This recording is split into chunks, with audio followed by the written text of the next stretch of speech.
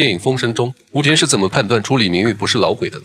首先，在经过量体之刑后，李明玉并未透露半点有用信息，反而大脑验会，更让武田确定他不是地下党。因为作为经验老道的地下党成员，心理防线不可能如此薄弱，更不会在和联络员接触时喝得酩酊大醉，耽误组织的要事。所以武田断定李明玉不是老鬼。王田香觉得可能是金生火。他在瘸子收盘子时，两人有眼神交流，武田却判断这恰巧证明金生火心中无鬼，有陌生人靠近时，自然会有所反应。相反，没有反应的，可以回避的，才值得怀疑。吴志国和顾小梦从头到尾就没看那老头一眼，老鬼就在他们2年之间。具体是谁呢？有观众就会问了，搞这么麻烦干嘛？直接兜毙了不就得了？王田香也这么想，干脆动大刑。但吴田是想将老乡老鬼这一众地下组织连根拔起。再说白小年已经不明不白的死了，要是再闹出人命，却找不到鬼，没法和张司令交代，只有继续施压，逼老鬼露出马脚。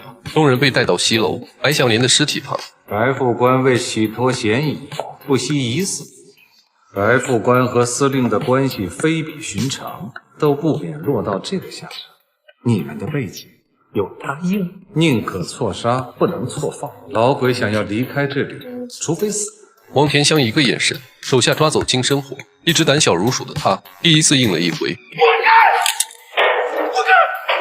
不干！不要乱来啊，老金！我知道你的手段是生不如死啊！我赏自己一个痛快吧！我。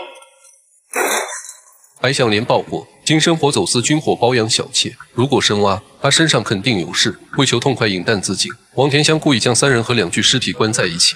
随后士兵进来带走了李明玉，不是已经判定他不是老鬼了吗？难道还要用刑？直到李明玉被送回房间，他才知道一切都是武田的计策。武田故意给2个嫌疑人制造独处的机会，抓走李明玉，只是为了制造恐慌。金生火如果能挺住，估计也会被放走。只可惜他没顶住压力，他离活下来只差一步之遥。不出所料，监听器里传来2人的声音：“你中午掉了根烟，他们说什么呢？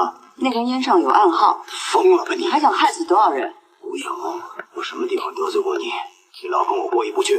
我不是针对一个人，我只看证据。狗屁证据！那根烟就是证据，我必须把它交上去。吴小梦，没必要为你一个人死那么多人。